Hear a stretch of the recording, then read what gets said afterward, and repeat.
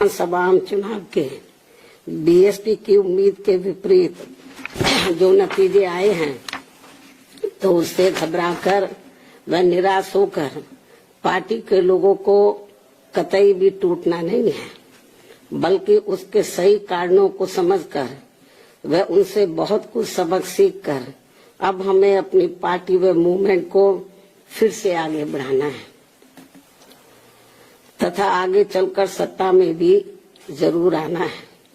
तभी फिर यहाँ गरीब, असहाय, दुखी, पीड़ित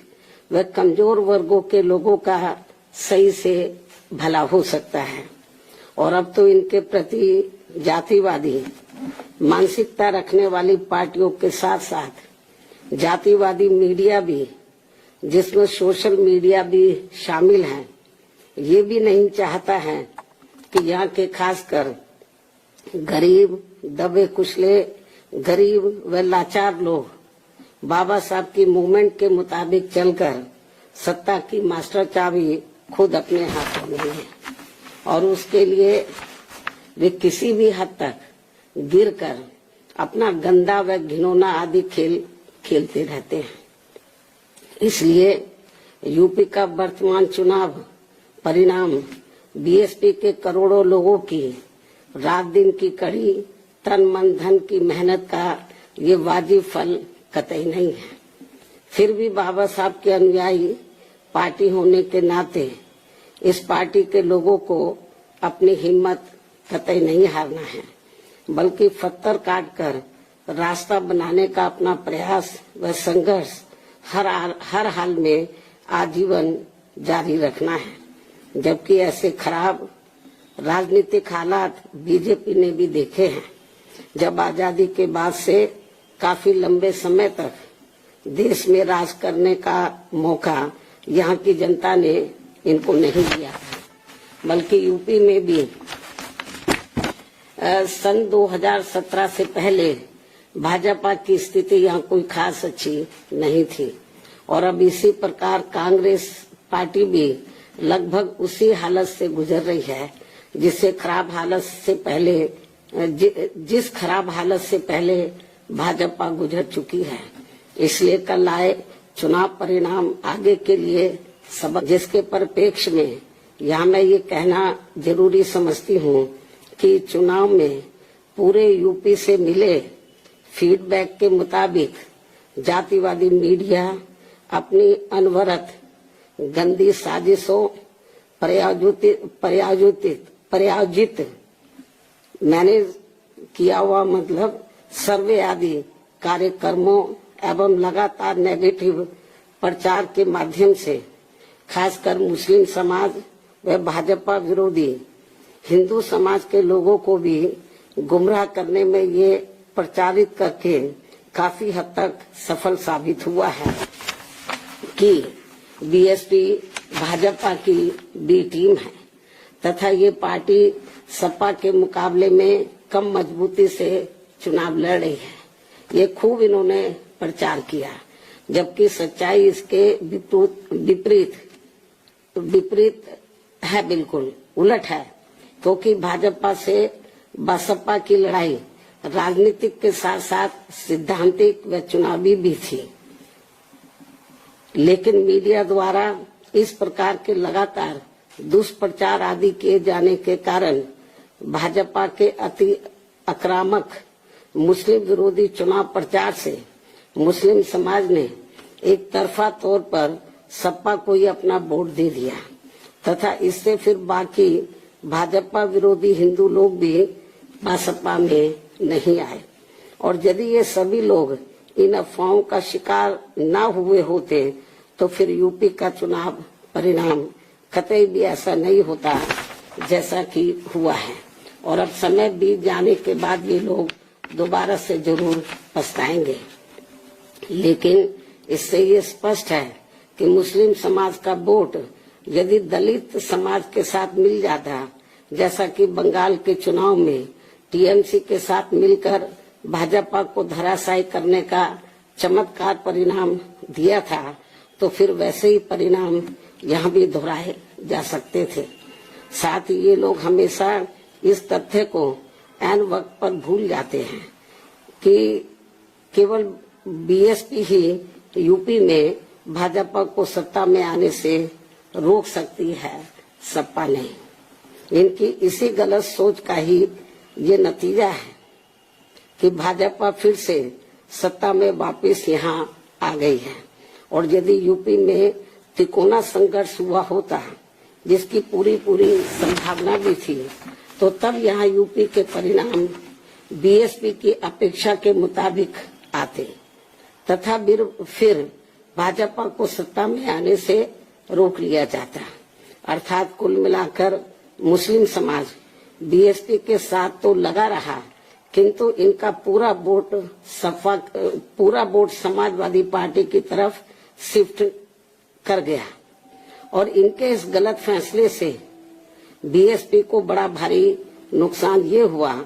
कि बीएसपी समर्थक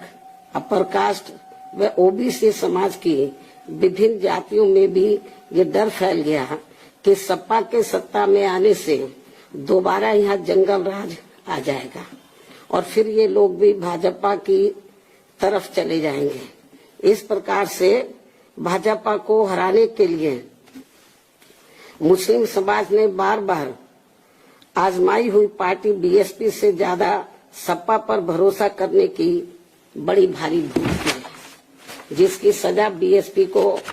मिली है। ये काफी कड़वी व सीख लेने वाली भी है, जिसकी सजा बीएसपी को मिली है कि हमने इन पे भरोसा किया। जिसकी सजा बीएसपी को मिली है वे काफी कड़वी व सीख लेने वाली भी है। इसलिए इस कड़े अनुभव को खास ध्यान में रखकर ही अब बीएसपी आगे अपनी रणनीति में बदलाव जरूर लाएगी।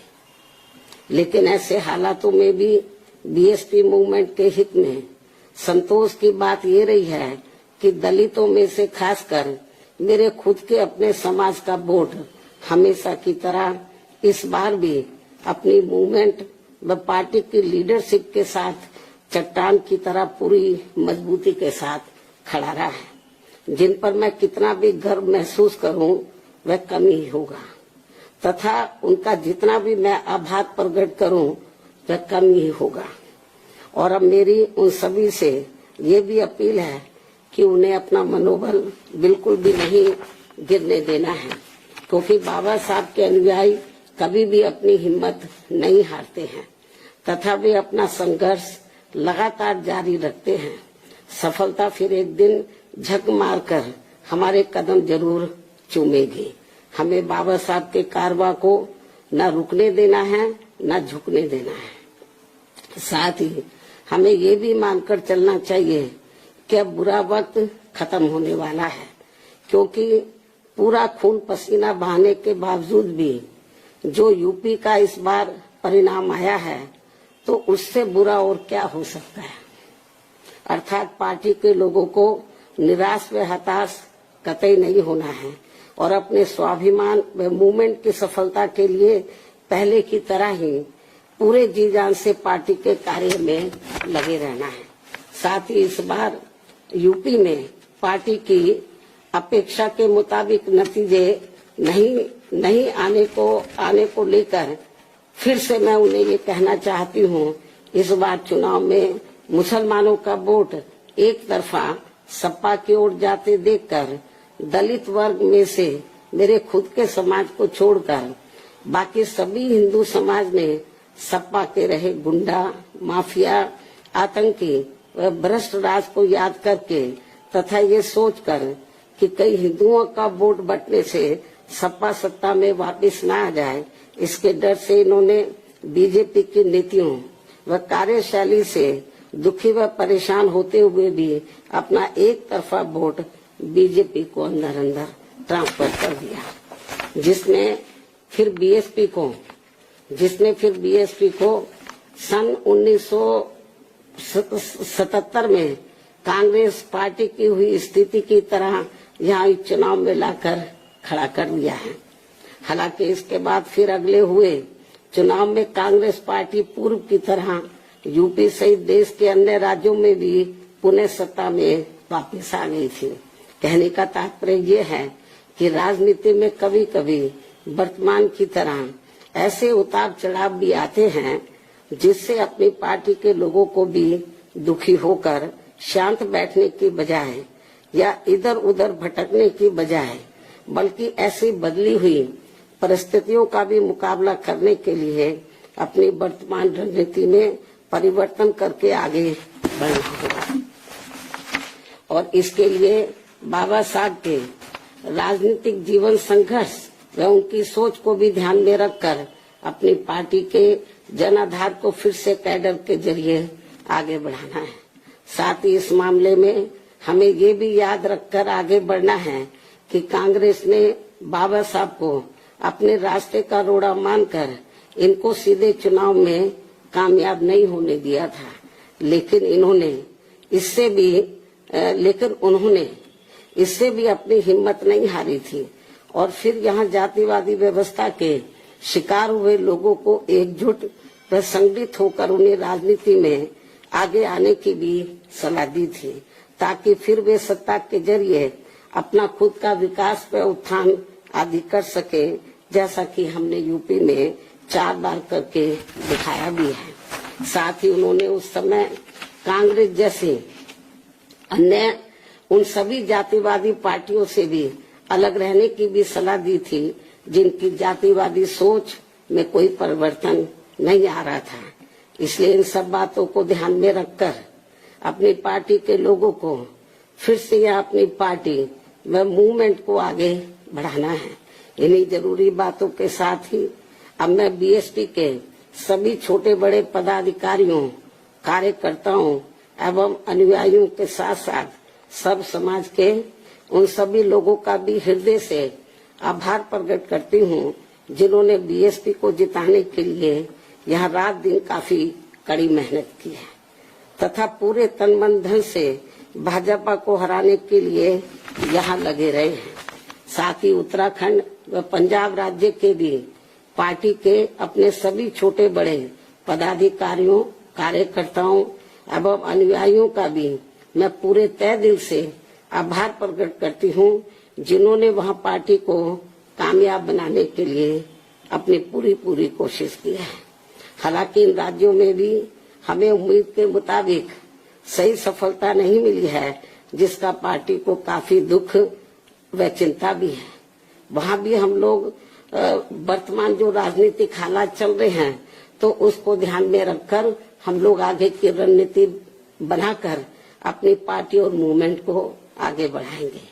और अब मैं इन्हीं जरूरी बातों के साथ ही अब मैं अपनी बात यही समाप्त करती हूँ। धन्यवाद। जय भीम व जय भारत।